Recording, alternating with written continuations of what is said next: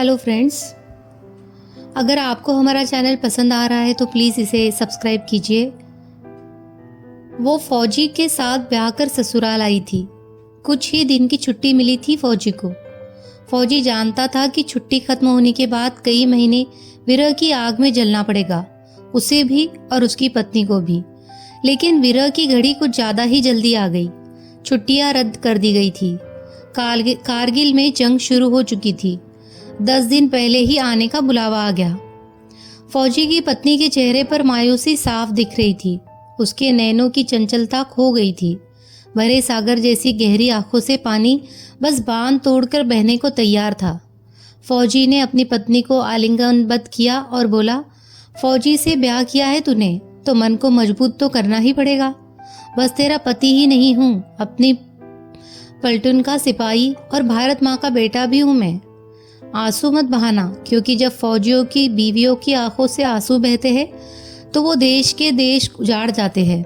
उसकी पत्नी ने अपने मनोभाव को नियंत्रित करते हुए कहा, जानती हूँ ज़्यादा हक तो माँ और प्लाटून का ही है आप पर। ये दुराहत तो सहना ही पड़ेगा। जी ने बाहों का कसाव मजबूत करते हुए कहा, कैसी बात कर रही है? सबकी मांगों के सिंदूर सलामत रहे।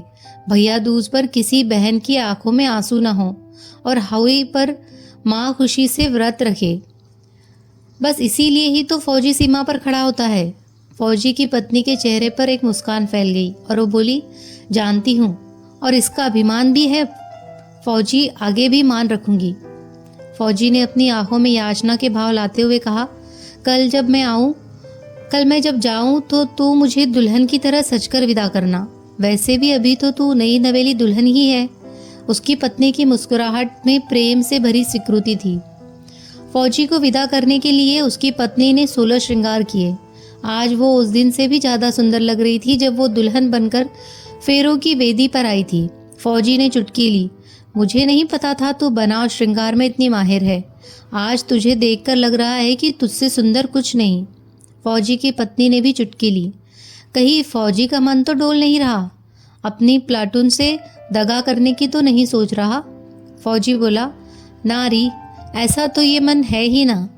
प्लाटून से दगा तो ना हो पाएगी। फौजी की पत्नी ने कहा, एक बार जीत कर आ जाओ। अपने फौजी का स्वागत आज से भी ज्यादा सुंदर श्रृंगार करके करेगी तेरी पत्नी।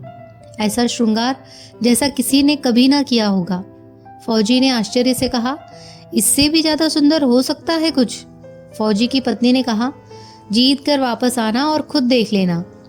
फौजी ने प्रेम से परिपूर्ण मुस्कान से उत्तर दिया, लेकिन कुछ बोला नहीं और मुड़कर चला गया। फौजी की पत्नी ने अभिमान के साथ कहा, जीत कर ही आना फौजी।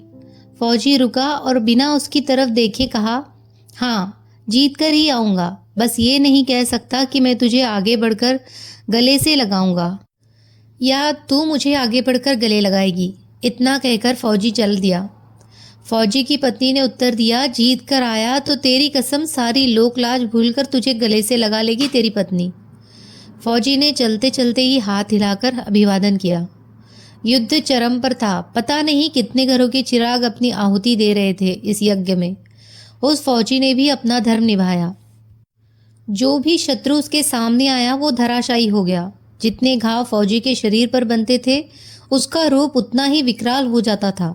काल प्रतीक्षा कर रहा था उसकी पूर्णाहुति की इस राष्ट्र यज्ञ में, लेकिन शायद उसके विकराल स्वरूप को देखकर काल भी ठिठक गया और जब तक उस फौजी ने मोर्चा न जीत लिया काल भी उसके निकट नहीं आया।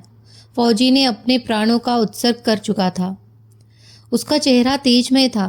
फौजी का मृत शरीर उसके घर लाया गया। ऐसा कोई नहीं था जिसके नेत्रों से अश्रु ना बह रहा हो। पूरे गांव को गर्व था फौजी की वीरता पर। पीढ़ियों तक उसकी वीरता के किस्से गांव का मान बढ़ाएंगे। फौजी की पत्नी आई और कपड़ा हटाकर फौजी का चेहरा देखा।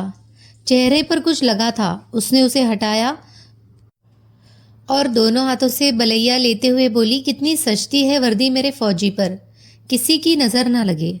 फिर उसने फौजी के शरीर को अपने अंक में ले लिया। तभी एक हवा का झोंका आया और उसके कानों में फौजी की आवाज़ सुनाई दी, एक वादा तो निभा दिया पर दूसरा नहीं निभाया तूने। बोल रही थी कि ऐसा श्रृंगार करेगी जैसा किसी ने ना किया होगा। लेकिन तूने तो ना लाली लगाई ना सिंदूर। फौजी की पत्नी ने तुनक कर उत्तर दिया। फौजी की पत्नी ने तुनक कर उत्तर दिया, जा नहीं करती श्रृंगार फौजी, दुराहत कर गया ना मेरे साथ, बस माँ से ही प्यार था तुझे। फिर उसने फौजी के चेहरे को अपने हाथों में लेकर कहा, तेरी वीरता के मान का ऐसा श्रृंगार चढ़ा है फौजी कि अब किसी श्रृंगार की जरूरत ही नहीं।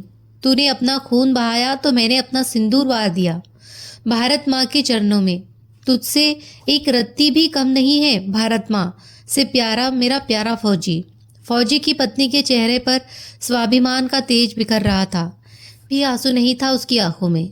वो सौंदर्य की अप्रतिम प्रतिमा लग रही थी। रति और कामदेव भी ऐसा श्रृंगार नहीं कर सकते जैसा श्रृंगार उस फौजी के प्रति उसके प्रेम के अभिमान ने किया था।